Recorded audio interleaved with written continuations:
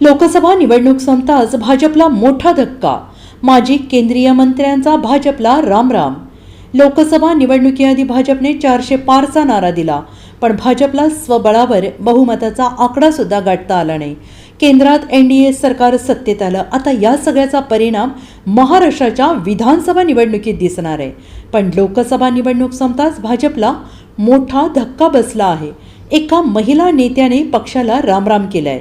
या नेत्या केंद्रात मंत्री देखील राहिल्या आहेत.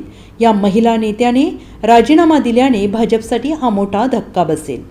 माजी केंद्रीय मंत्री सूर्यकांता पाटील यांनी भाजपला रामराम केलाय आणि त्यामुळे नांदेड भाजपसाठी हा मोठा धक्का आहे. माजी केंद्रीय मंत्री सूर्यकांता पाटील यांनी भाजपला सोडचिठ्ठी दिली आहे आणि त्यामुळे लोकसभा निवडणुकीनंतर आता भाजप पक्षासाठी हा मोठा धक्का आहे. सूर्यकांता पाटील विधानसभा निवडणुकीपूर्वी मोठा निर्णय घेण्याची शक्यता आहे. 2014मध्ये सूर्यकांता पाटील यांनी राष्ट्रवादीमधून भाजपमध्ये प्रवेश केला होता.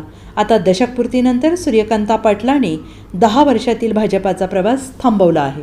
Bureau report SVN Marathi, Delhi.